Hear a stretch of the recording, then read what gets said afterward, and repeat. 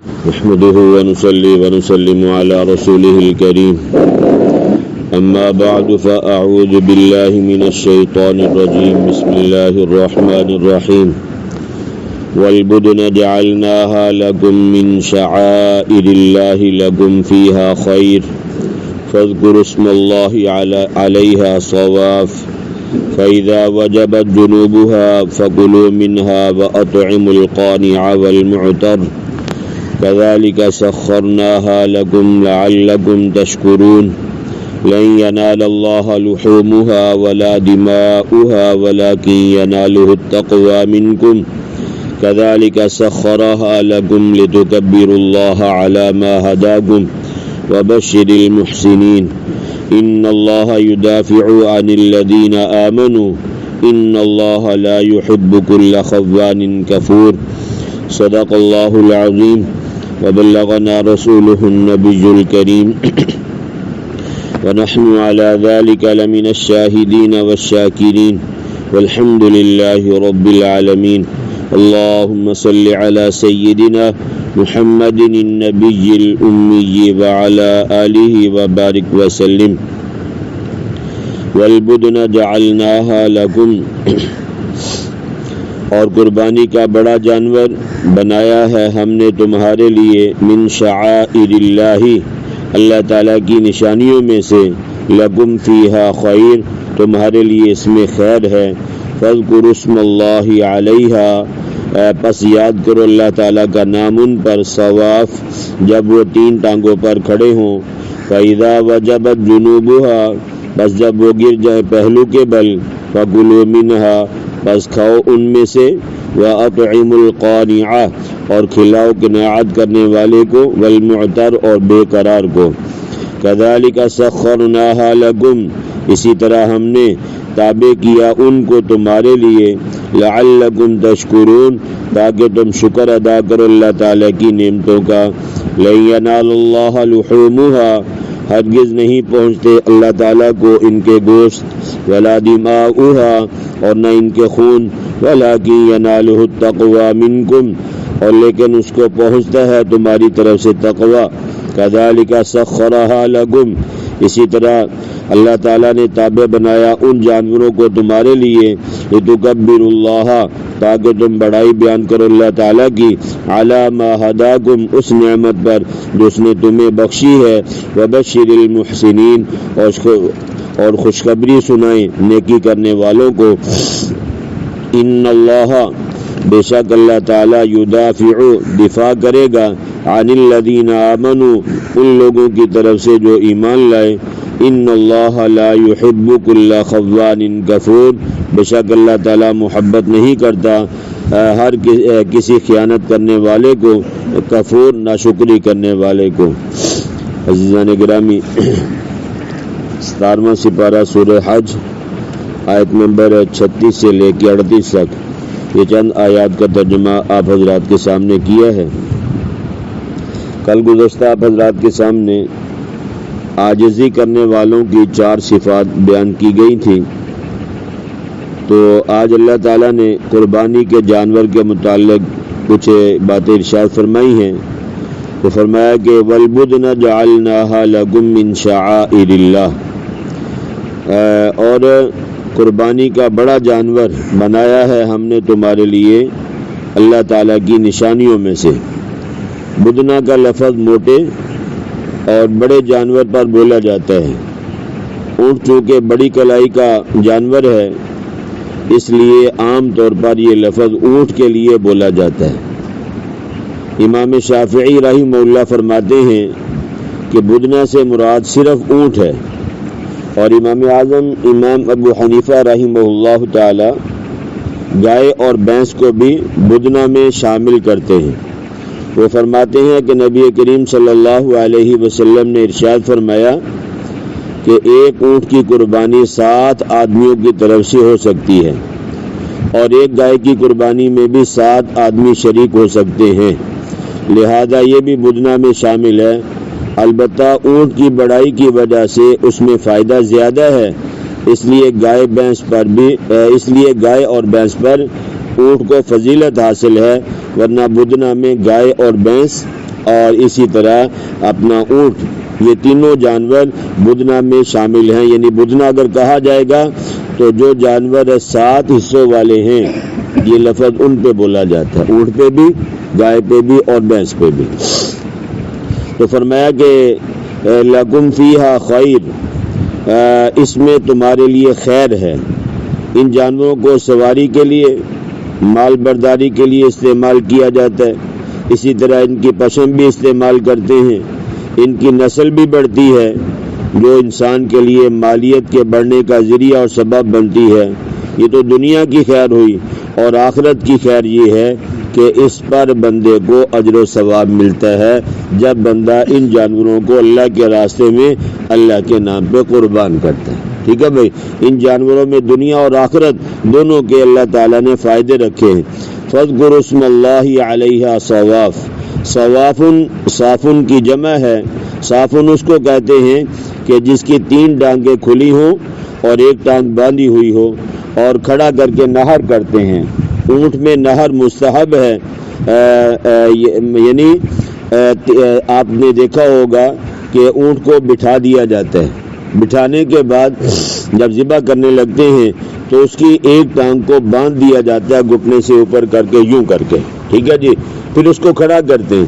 جب کھڑا کرتے ہیں تو ایک ٹانگ تو اس کی چونکہ بندھی ہوتی ہے وہ کھل نہیں سکتی، تو 3 ٹانگوں پہ اونٹ کو کھڑا کر کے اس کو نہر کیا جاتا ہے. یعنی دونوں ٹانگوں کے درمیان چھری چلائی جاتی ہے. تو فرمایا کہ فَإِذَا وَجَبَتْ جُنُوبُهَا، جب نہر کر دیا جائے، مستحب ہے نہر کرنے کے بعد جس وقت اونٹ کا خون سارا نکل جاتا ہے تو اس کے بعد وہ پہلو کے بل گر جاتا ہے. جب گر جاتا ہے پھر اس کے گردن پہ 2-3 جگہ پہ یعنی کاٹ دی جاتی ہے یا چھری چلائی جاتی ہے، ذبح کیا جاتا ہے. تو اللہ تبارک و تعالیٰ فرما رہے کہ جب یہ 3 ٹانگوں پہ کھڑے ہوں تو اس کے وقت یعنی اس کو نہر کیا جاتا ہے. فَإِذَا وَجَبَتْ جُنُوبُهَا، بس جب وہ گر جائیں پہلو کے بل، خون نکل کر بہہ گیا، جان نکل گئی، فَكُلُوا مِنْهَا، فرمایا پس کھاؤ تم اس میں سے. ٹھیک ہے بھائی. یعنی جب وہ گر گیا، اب وہ مکمل طور پہ ذبح کر دیا گیا، اب اس کے بعد اس کا گوشت کھانے کی اجازت ہے.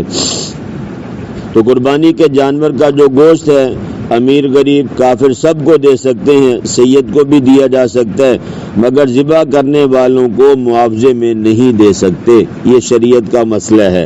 حدیث پاک میں آتا ہے کہ جب تم جانور ذبح کراؤ تو کھال سری وغیرہ اجرت میں نہ دو. اگر ایسا کرو گے تو قربانی ناقص ہوگی. اجرت مزدوری علیحدہ دو، اور اگر وہ کسائی ذبح کرنے والا محلے دار ہے، مسلمان ہے، تو اپنی طرف سے الگ سے اگر آپ اس کو گوشت دینا چاہتے ہیں تو آپ دے سکتے، لیکن مزدوری کے علاوہ وہ مزدوری شمار نہیں ہوگی. لیکن یہ کہ اپنی طرف سے خود نہ رکھیں، یہ مناسب نہیں ہے.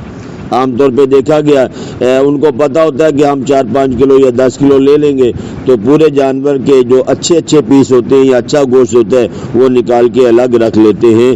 اس طرح مناسب نہیں ہے، منع کیا جائے.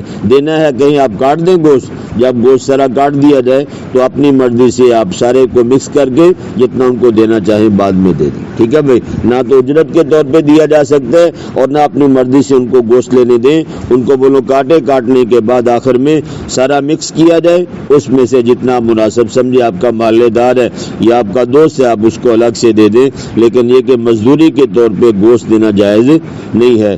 سن 9 ہجری میں نبی کریم صلی اللہ علیہ وسلم نے فرمایا کہ 3 دن سے زیادہ تم گوشت نہیں رکھ سکتے. ٹھیک ہے بھائی. اس کی وجہ یہ تھی کہ اس سال دور دراز سے کافی مسلمان آئے ہوئے تھے، تو اکثر لوگ گھروں میں رکھ لیتے تھے تو مہمانوں کے لیے دشواری ہوتی.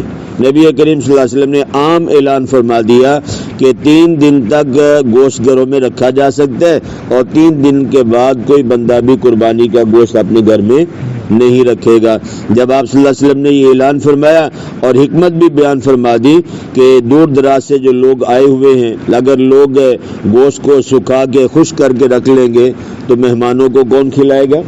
تو اس لیے فرمایا 3 دنوں میں کیا کر دو بھائی، گوشت کو ختم کر دو. اور جب 10 ہجری نبی کریم صلی اللہ علیہ وسلم کا جو آخری سال تھا تو 10 ہجری دوبارہ آئی اور اس میں عید الاضحیٰ آئی، تو اس موقع پہ مسلم شریف کی روایت ہے، بخاری شریف کی بھی، کہ جب 10واں سال آیا تو صحابہ کرام رضی اللہ عنہم اجمعین نے پوچھا کہ حضرت آپ نے گزشتہ سال اعلان فرمایا تھا کہ 3 دن یعنی عید والا دن اور بعد والے 2 دن، جیسے آج اس دفعہ پیر کی عید تھی تو پیر، منگل اور بدھ، یا رسول اللہ آپ نے 3 دن گوشت رکھنے کا حکم دیا تھا، اس سال بھی یہ حکم برقرار ہے یا منسوخ ہو گیا؟ فرمایا نہیں، وہ حکم پچھلے سال کے لیے تھا، اس سال تم اپنے گھروں میں گوشت 3 دن سے جتنا زائد رکھ سکتے ہو رکھ لو، تمہیں اس بار منع نہیں کیا گیا، وہ صرف پچھلے سال کی بات تھی۔ تو اس لیے اگر کوئی دوست اپنے گھر میں گوشت رکھنا چاہتا ہے، اپنی فریج میں تھوڑا تھوڑا کر کے کھائے یا جو بھی معاملات ہیں، تو اس سے شریعت نے منع نہیں کیا۔ تو فرمایا کہ وَأَطْعِمُ الْقَانِعَ وَالْمُعْتَرَ، اور قناعت سے ہے، صبر کرنے والا قناعت سے ہے۔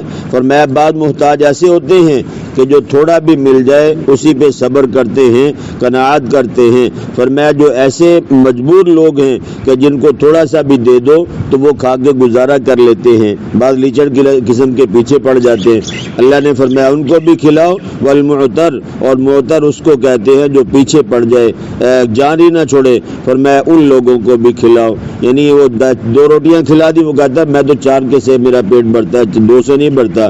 تو میں اس طرح کے جو لیچڑ قسم کے ہیں آپ ان کو بھی گوشت کھلاؤ قربانی کا۔ اور جو قناعت کرنے والے ہیں، جتنا دے دیا اسی پہ صبر کرنے والے، اور میں ایسے لوگوں کو بھی کھلاؤ۔ کذالک سخرناھا لکم، اور اسی طرح ہم نے تابع کیا ہے ان جانوروں کو تمہارے لیے۔ اونٹ کو اللہ تعالیٰ نے کتنی طاقت دی ہے، آدمی کی طاقت اونٹ کے مقابلے میں کچھ بھی نہیں ہے، ٹھیک ہے بھائی، لیکن آپ نے دیکھا ہے کہ اگر 1000 اونٹ کی قتال ہو، سب سے پہلے والا جو اونٹ ہے اس کی نکیل ایک بچے کے ہاتھ میں پکڑا دو تو 1000 اونٹ بچے کے پیچھے چلنا شروع کر دیتا ہے۔ تو یہ اللہ تعالیٰ نے ان جانوروں کو انسان کے تابع کیا ہے، ورنہ اپنی طاقت کے ساتھ ان جانوروں کو اگر انسان کنٹرول کرنا چاہے تو انسان کے بس میں یہ بات نہیں ہے۔ یہ اللہ تعالیٰ کی قدرت کی نشانی ہے کہ اللہ نے اتنے بڑے بڑے جانور، گائے ہے، اونٹ ہے، بھینس ہے، اللہ نے ان کو انسان کے تابع بنا دیا ہے۔ تو فرمایا لعلکم تشکرون، تاکہ تم اللہ تعالیٰ کا شکر ادا کرو۔ اگلی آیت مبارکہ میں اللہ تعالیٰ نے قربانی کی حکمت بیان فرمائی ہے۔ فرمایا لن ینال اللہ لحومھا، ہرگز نہیں پہنچتے اللہ تعالیٰ کو قربانی کے جانوروں کے گوشت، اور نہ ہی اللہ اس کا محتاج ہے، نہ اللہ کے پاس قربانی کا گوشت پہنچتا ہے اور نہ ہی اللہ کو اس گوشت کی ضرورت ہے، ٹھیک ہے بھائی۔ ولا دماؤھا، اور نہ ان کے خون پہنچتے ہیں اور نہ ہی اللہ اس کا محتاج ہے، یہ ہر چیز تمہارے پاس رہتی ہے۔ پھر اللہ تبارک و تعالیٰ نے جانوروں کو ذبح کرنے کا، قربانی کا حکم کیوں دیا؟ فرمایا وَلَٰكِن يَنَالُهُ التَّقْوَىٰ مِنكُمْ، لیکن پہنچتا اس کو تمہاری طرف سے تقویٰ، اللہ تعالیٰ کو تقویٰ مطلوب ہے۔ یہی وجہ تھی کہ حابیل رحمہ اللہ کی قربانی اللہ تعالیٰ نے قبول فرمائی کہ اس نے خوب موٹا تازہ دمبا لا کر رکھا، اور قابیل نے باجرے گندم کے کھائے ہوئے خوشے لا کے رکھے تھے۔ نیت کا یہی سے پتہ چل جاتا ہے، یعنی سڑا ہوا یا بالکل کمزور جانور لا کے اگر کھڑا کریں گے تو فرمایا اللہ تعالیٰ کو یہ چیز یعنی پسند نہیں ہے۔ اللہ کے نام پہ جانور ذبح کرنا ہے، موٹا تازہ ہو، ٹھیک ہے بھائی، خوب دبلا پتلا ہو، اور میں ایسا جانور اللہ دیکھنا یہ چاہتے ہیں کہ یہ بندہ میرے نام پہ کس طرح کے جانور کو ذبح کرتا ہے، اس کے دل میں میری محبت ہے، یہ میری محبت میں کیا کرتا ہے، ٹھیک ہے بھائی۔ اللہ دل کی جو چاہت ہے، دل کے اندر جو خیالات ہیں، اللہ تبارک و تعالیٰ اس کو دیکھنا چاہتے ہیں۔ تو ایک ہوتا ہے بوجھ سمجھ کے قربانی کرنا، ایک ہے اللہ کی محبت میں اللہ کے دیے ہوئے میں سے جانور خوبصورت لا کے ذبح کی ہے کہ میرے اللہ نے سال کے بعد مجھ سے قربانی مانگی ہے، اور میں اللہ یہ دیکھنا چاہتے ہیں کہ تمہارے دل کے اندر کیا ہے۔ تو فرمایا کہ انما یتقبل اللہ من المتقین، بے شک اللہ تعالیٰ قبول کرتا ہے قربانی کو متقیوں سے، یعنی جو اللہ کی رضا کے لیے جانور ذبح کرتا ہے اللہ تعالیٰ ان کی قربانی کو کیا کرتے ہیں بھائی؟ قبول کرتے ہیں۔ کذالک سخرھا لکم، اسی طرح اللہ تعالیٰ نے ان کو تابع کیا تمہارے، لتکبروا اللہ علی ما ہداکم، تاکہ تم بڑائی بیان کرو اللہ تعالیٰ کی اس نعمت پر جو اس نے تمہیں ہدایت بخشی ہے، یعنی اللہ تعالیٰ نے تمہیں ہدایت جیسی نعمت سے نوازا ہے۔ دنیا میں بڑے بڑے خوبصورت قد کاٹ والے لوگ بھی موجود ہیں مگر کلمہ نصیب نہیں ہے۔ اللہ تعالیٰ نے ہمیں ہدایت بھی دی، ہمیں کلمہ بھی عطا فرمایا۔ فرمایا اس نعمت عظمیٰ پہ جتنا زیادہ ہو سکے اللہ تعالیٰ کا شکر ادا کیا جائے۔ اللہ اکبر کبیرہ والحمد للہ کثیرہ، اس طرح کے الفاظ کو کثرت سے پڑھا جائے۔ وبشر المحسنین، اور خوشخبری سنا دے نیکی کرنے والوں کو کہ اللہ تعالیٰ کسی نیکی کرنے والے کے اجر کو ضائع نہیں کرتے۔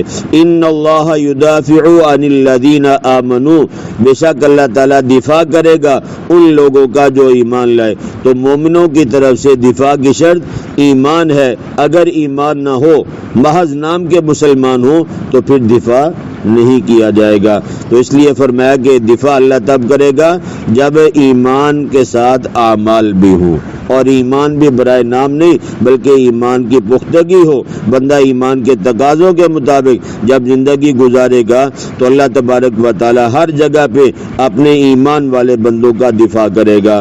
ان اللہ لا يحب كل خوان کفور، بے شک اللہ تعالی محبت نہیں کرتا کسی خیانت کرنے والے ناشکری کرنے والے سے۔